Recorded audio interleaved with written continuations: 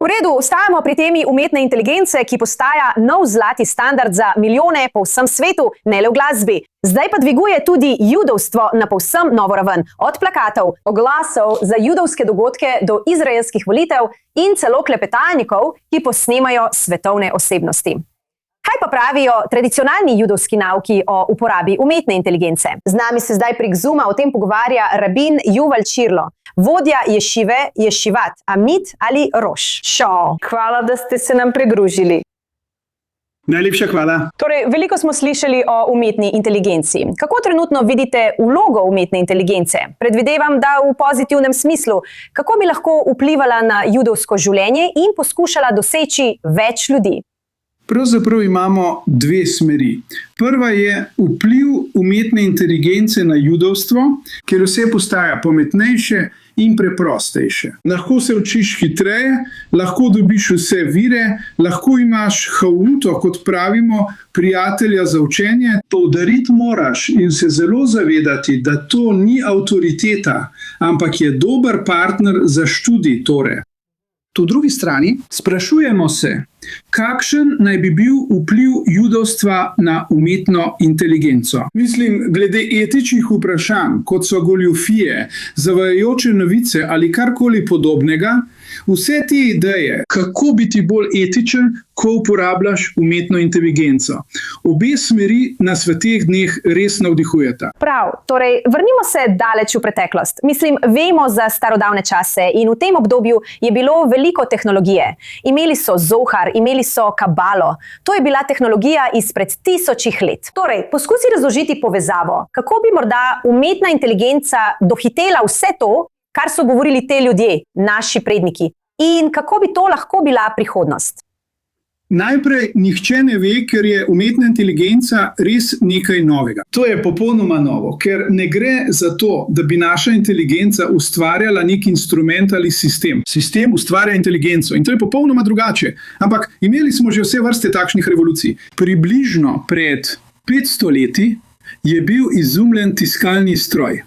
In takrat smo videli veliko spremembo in velik vpliv na judovstvo, ker znanje ni bilo več namenjeno samo zelo izobraženim in učenjakom, bilo je razširjeno, vsakdo ga je lahko prebral, razmnožil in karkoli.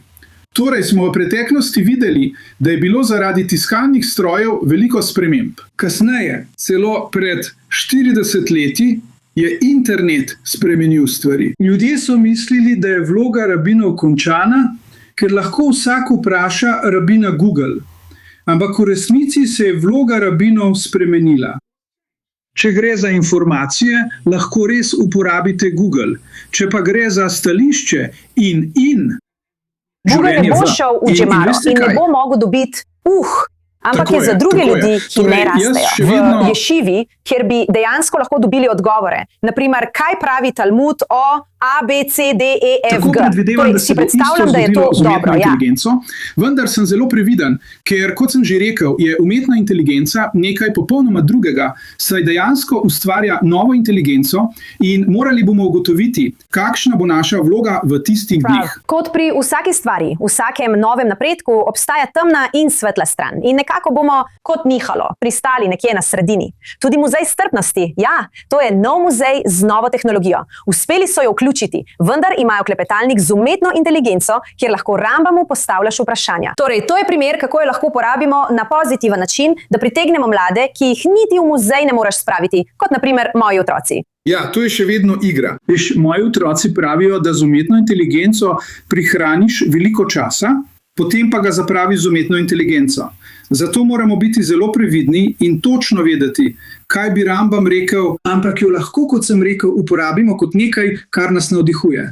Vedno bi moral biti človek vključen v proces. Prav tako, veste, obstajajo seveda umetne inteligence, ki so povezane z Googlom in podobnimi, kot je Gemini. Kako lahko pomaga pri odgovarjanju na vprašanja? Veste, sama ga uporabljam. Vodila sem oddajo z imenom Holy Land Uncovered, tako da obožujem te stvari.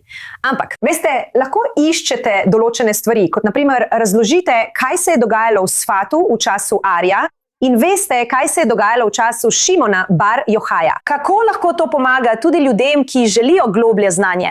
In veste, ne morete tako enostavno pogubljati datumov ali mesecev in podobnih stvari. Tako je, ampak za pridobivanje informacij je to kar dobro orodje. Vendar moramo biti zelo previdni. Moramo razumeti, da je to nekdo ustvaril in imel svoje interese. In tako informacije, ki jih dobimo, niso vedno pravilne in so tudi precej onesnažene.